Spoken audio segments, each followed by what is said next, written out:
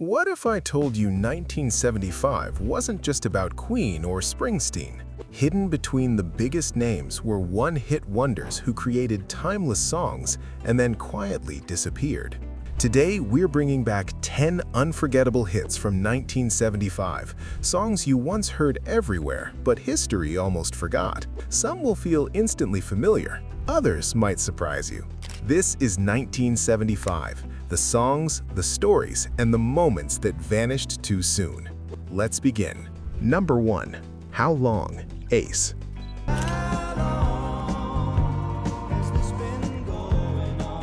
In early 1975, American radio was flooded with a smooth, confident voice asking a simple question.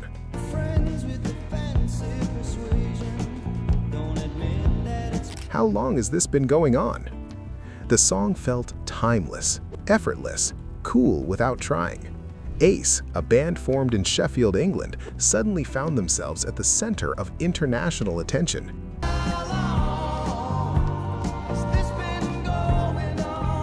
At the heart of it all was Paul Carrack, whose calm-back yet emotionally sharp vocal delivery made the track instantly recognizable.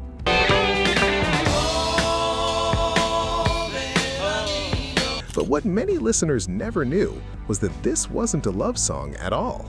The lyrics weren't about romantic heartbreak, they were about betrayal within the band. Ace's bassist had been secretly rehearsing with another group, and Carrack transformed that quiet frustration into a universal anthem.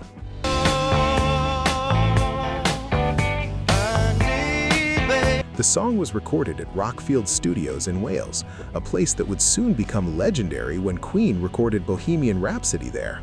Released in early 1975, How Long climbed to number 3 on the Billboard Hot 100 and seemed destined to launch Ace into long-term success.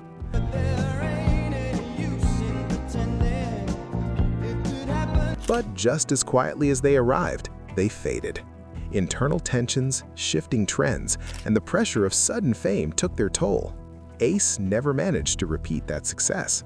Paul Carrack, however, went on to build an extraordinary career, singing for Squeeze, Mike and the Mechanics, and becoming one of the most respected voices in British pop rock. But How Long was where it all began, a smooth, sharp, unforgettable moment frozen in 1975. Number 2.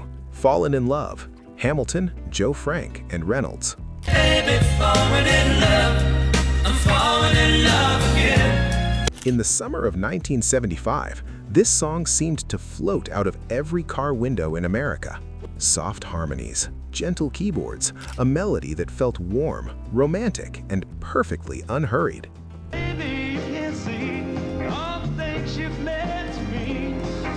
Hamilton, Joe Frank, and Reynolds had already experienced modest success earlier in the decade, but this track was something different. What most fans didn't realize was that Reynolds was no longer even in the group when the song became a hit. Once you felt the feeling for life and love, the oceans both. By the time it reached number 1 on the Billboard Hot 100, Dan Hamilton and Joe Frank Carano had quietly brought in a new member, but kept the original band name for familiarity. Baby, baby, falling in love.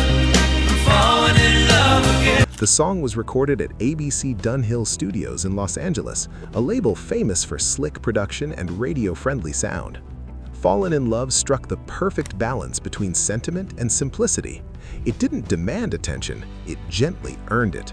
You and me for eternity, in love we'll always be. Despite its massive success, the band never found another hit with the same magic. Follow-up singles faded quickly, and the group slipped into pop history. But for a few unforgettable months in 1975, this song was the sound of falling in love. Number 3. Sky High, Jigsaw. I gave you love, I thought that we... Sometimes a song feels bigger than the band behind it. Sky High arrived in American radio like a cinematic moment.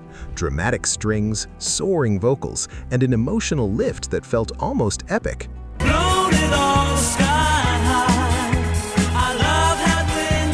Jigsaw had been around for years before this breakthrough. They were a working band, grinding quietly in the UK music scene. Recorded at Decca Studios in London, the song blended disco-era rhythm with soft rock ambition. Frontman Des Dyer's falsetto carried the track upward, giving it an unforgettable sense of momentum.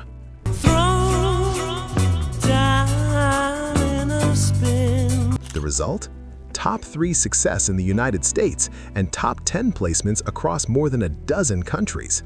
Yet, despite the global attention, Jigsaw never managed to recapture the moment. They tried follow-up singles, they toured, but lightning didn't strike twice.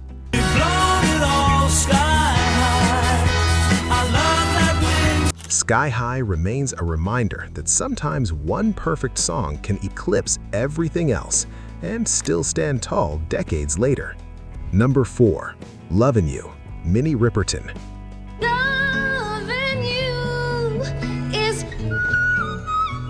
Nothing on the radio in 1975 sounded like this. Soft, intimate, almost fragile. Lovin' You began as a lullaby, something Minnie Riperton sang quietly at home to her baby daughter Maya.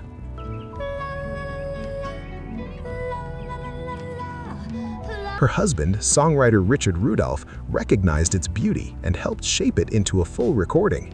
They recorded the track at Studio M in Chicago, a modest space that perfectly matched the song's delicate nature. And yet, that intimacy didn't stop it from becoming a phenomenon. No one else can make me feel. In April 1975, Lovin' You reached #1 on the Billboard Hot 100, carried by Minnie Riperton's astonishing 5-octave vocal range and those breathtaking high notes that became her signature. She continued recording and performing until her untimely passing in 1979.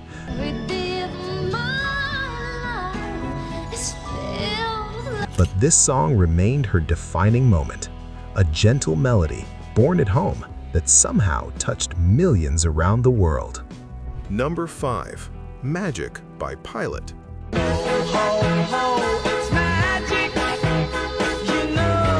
This was one of those songs that seemed to follow you everywhere. On the radio, in commercials, at school dances. Magic was bright, catchy, and impossibly polished. Pilot formed in Edinburgh, Scotland, made up of seasoned musicians who had spent years working behind the scenes as session players.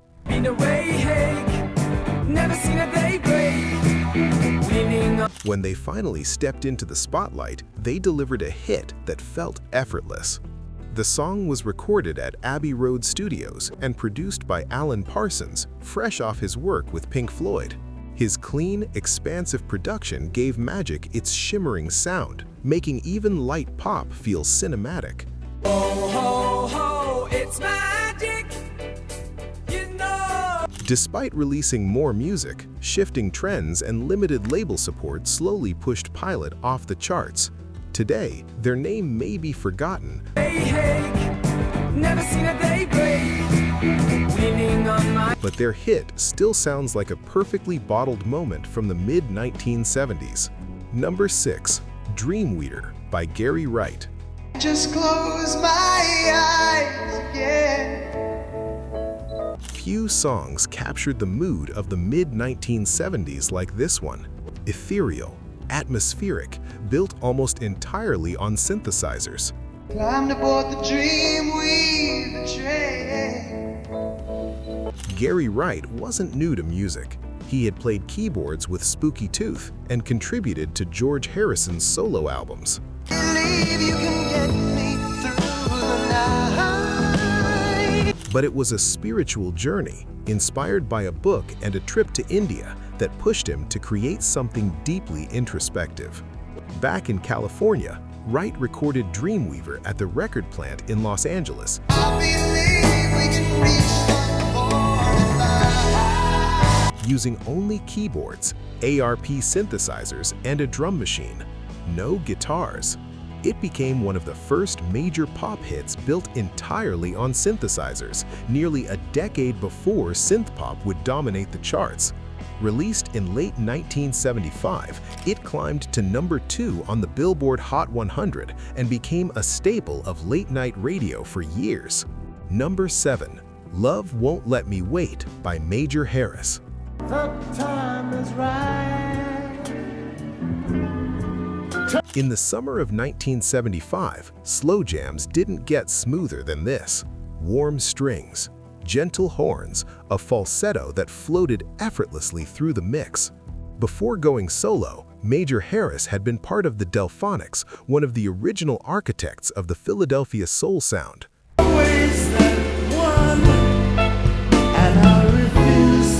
Recorded at Sigma Sound Studios with producer Bobby Eli, this track became a masterclass in restraint.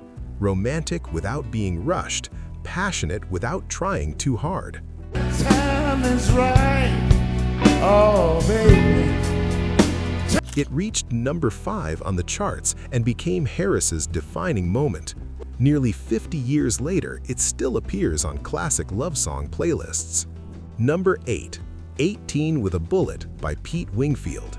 Maybe an oldie, but I'm a goodie too. This one wasn't flashy. It didn't sound like a typical hit, but somehow a smooth soul track from a London session musician found its way onto American radio.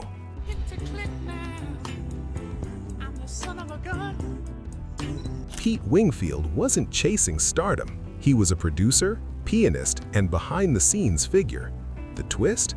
The song referenced being number 18 with a bullet, and that's exactly where it landed on the Billboard chart. We gotta smash double-headed if we only. Afterward, Wingfield returned to producing, content to let one clever hit speak for itself. Number 9. Poetry Man, Phoebe Snow. 'Cause your eyes, they light the night, they look right through. Quiet, raw, unmistakably personal. Recorded in New York with a small group of musicians, Poetry Man blended folk, jazz, and soft rock into something entirely its own. Phoebe Snow never chased trends. She let silence speak as loudly as sound.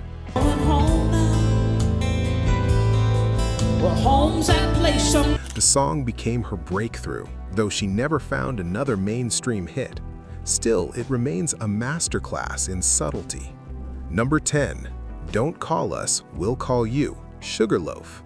Don't call us, child, we'll call you. Hey, I said he got my number. By 1975, Sugarloaf already had history, but this comeback hit was something different, a sarcastic jab at the very industry that once rejected them. Listen, kid, you paid for the call. You ain't bad, but I've heard it all before. Recorded independently in Denver, the track blended blues rock grit with sly humor and real frustration. It peaked at number 9 and became their final major hit. Sometimes the best revenge really is a great song. These weren't just one-hit wonders. They were moments, snapshots of a year when music felt human, unpredictable, and alive. 1975 wasn't only about the biggest names. It was about songs that found us, then quietly disappeared. And maybe that's what makes them unforgettable.